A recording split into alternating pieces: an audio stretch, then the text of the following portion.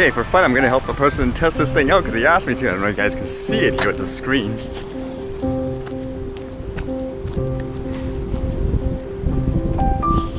It's basically a cheap pedometer that the person bought from the dollar store and they wanted to see if it actually works. So I'll walk with it for a bit, basically my whole day, and I'll compare it to the app that I usually use just to see what it's like.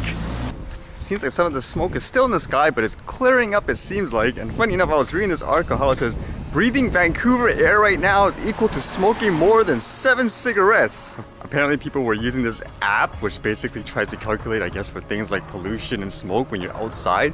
How many cigarettes do you actually smoke? Like, that would be equivalent to it. So I smoke 7 cigarettes a day for this past couple of days in a week.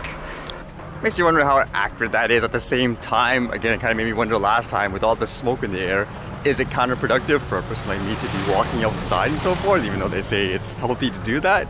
Like, is it better to stay indoors? Or I guess at minimum, if people were doing it to exercise, would it be better to do indoors instead?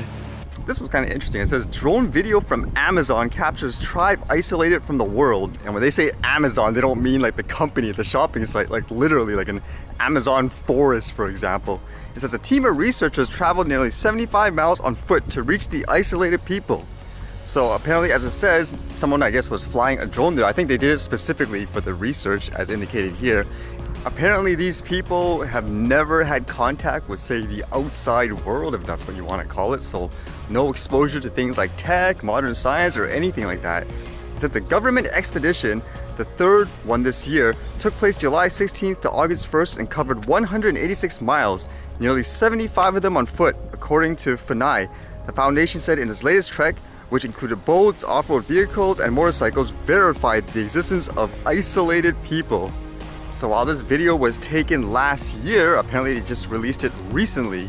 And you know, it's kind of interesting basically seeing stuff like this. The reactions are interesting too, because people often say things about, like, you know, drones and spying and stuff like that.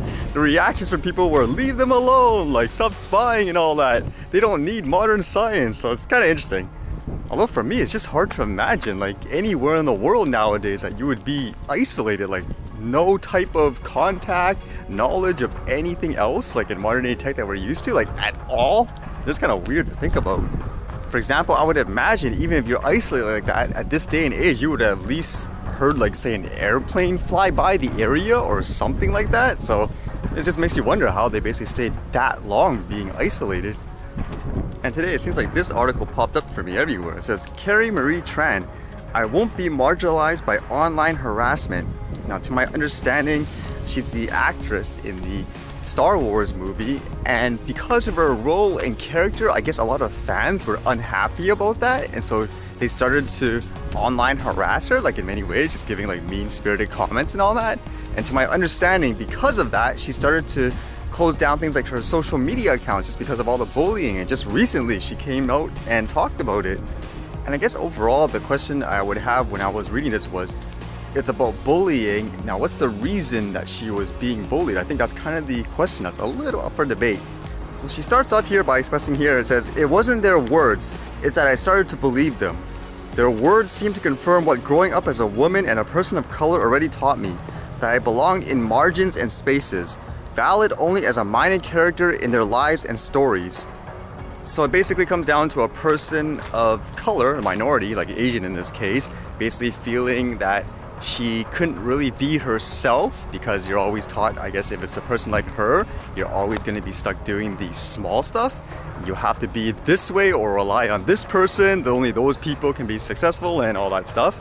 But with that, ultimately, even though she got her big break in life, I guess you could say, ultimately all the online harassment and bullying, it just got to her. And basically, I guess because of that, she's now kind of inspired to make change, I guess, with the position that she has. And I guess as further example here, like according to her, to I guess better adapt to what she believed she had to be, she had to change things like her name, like her family did as well, to make it something more, I guess, North Americanized. But I guess here, like it says here, I am the first woman of color to have a leading role in Star Wars movie. I'm the first Asian woman to appear on the cover of Vanity Fair. My real name is Lone, and I'm just getting started.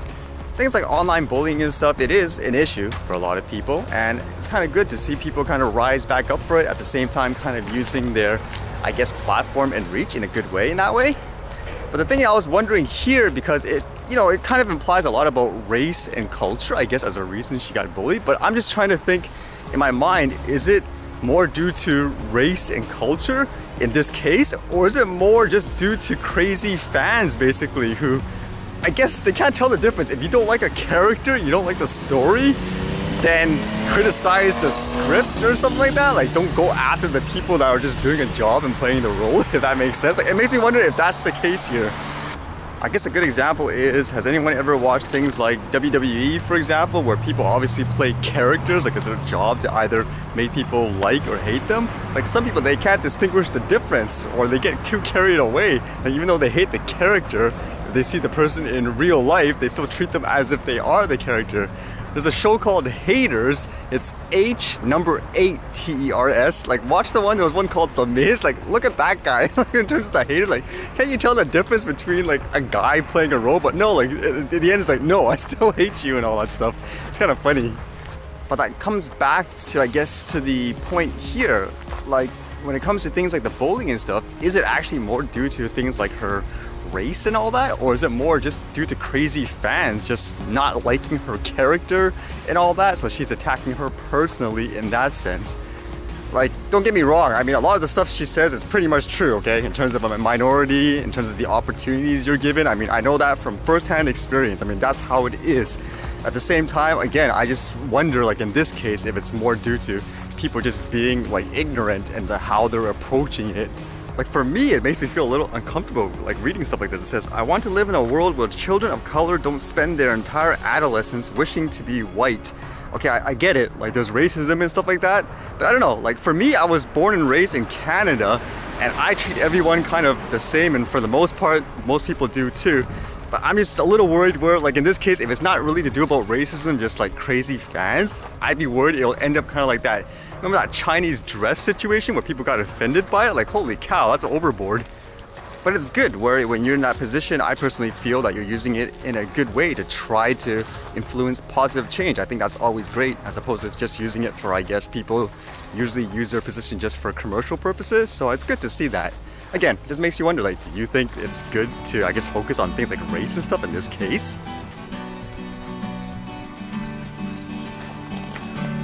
Holy yeah, I expected a lot of this stuff to get even more dry because of all that smoke and stuff lately.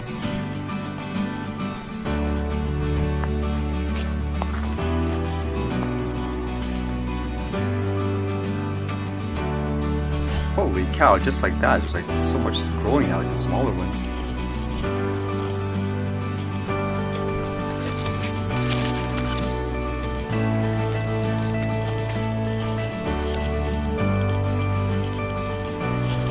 Starting to look like grapes that I'd see in the supermarket and stuff. Holy cow, this wind is giving the drone its run for its money today. At times like this, it'd be good to have an autonomous mode here. Just go do your thing, but then you have to keep an eye on it, right?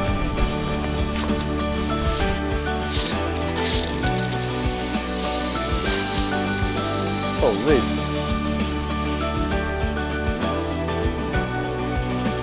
The water's loose in that thing.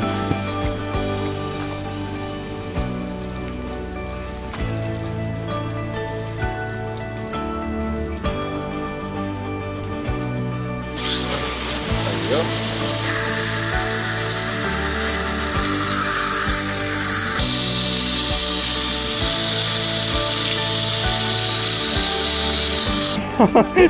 How big is that? Did this go over there before? Okay, let's put it in.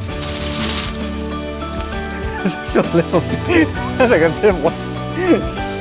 Okay, I guess I'll have to post the results of this test too for the step tracker for the person. I guess I'll post it in the comparison for the one I usually use. It's kind of funny how it tries to, I guess how many calories you burned. Do you feel silly that you could buy stuff like this for $5, yet people pay, for example, $200 for one of those Fitbit things? Obviously that other one's gonna be better, but yeah, it's just kind of funny to see the price difference.